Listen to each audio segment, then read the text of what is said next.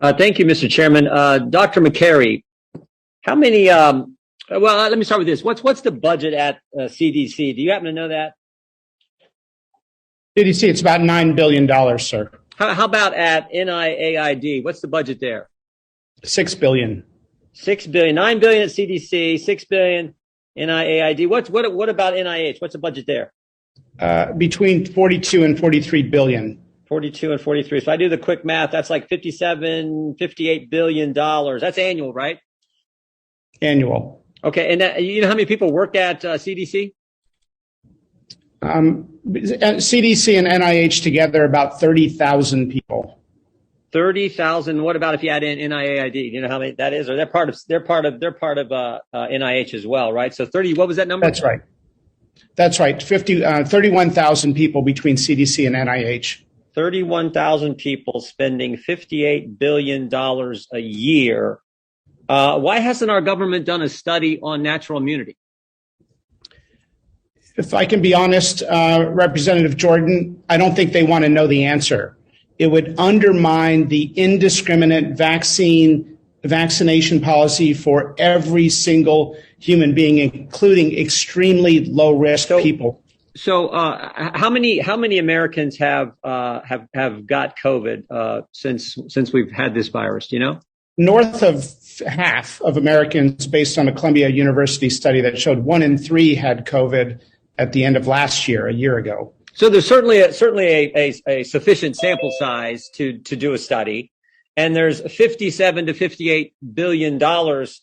You could use some of that money to do a study. And then, of course, you got 30-some thousand people who could conceivably do a study on a pretty fundamental question. Now, I think I saw in your opening statement that you're actually doing a study on natural immunity. Is that right? That's right. With private funding, Johns Hopkins, my research team is doing a study. Okay, so there's no grant money coming from CDC, NIH, nothing like that? No, sir. And are any of these 30-some thousand employees helping you with your study? No, sir. Now, other countries, if I understand, I think this was in your opening statement as well, other countries have done this study. Is that correct? Most of our learnings come from Israel and other countries. Yes, sir. And what have they found? Let's start with the Israel study, if you could just refresh my memory. What did Israel find?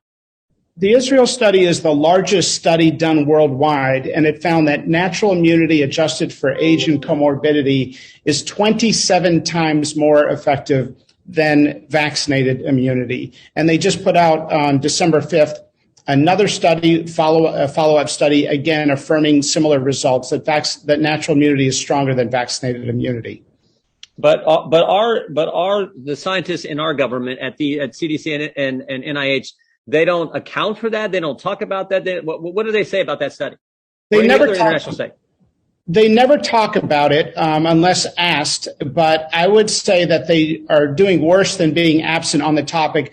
They are undermining natural immunity through 2 studies that the CDC did that are so flawed, that are so poorly put together. Honestly, they would not qualify for a 7th grade science fair. The results cannot be derived from the data. And it's a disgrace that those 2 studies were put out because it undermines the larger body of science. So they won't talk about international studies that conclude that natural immunity is 27 times better than the vaccine, but they will do some bogus, in your words, some 7th grade science experiment studies using some of those 33,000 employees and using some of that $58 billion of the American taxpayer money. They will do that. Is that fair? That's fair. I will say their intention is noble, but just very paternalistic. That is, they believe, and from private conversations, that if they acknowledge natural immunity, some people may avoid vaccination and think, I'll just get the infection. We don't want people to do that, but we can be honest with the data and encourage vaccination at the same time. I think the American people, particularly ones paying, this is their money, they expect honesty and transparency from our government. They don't expect to be deceived.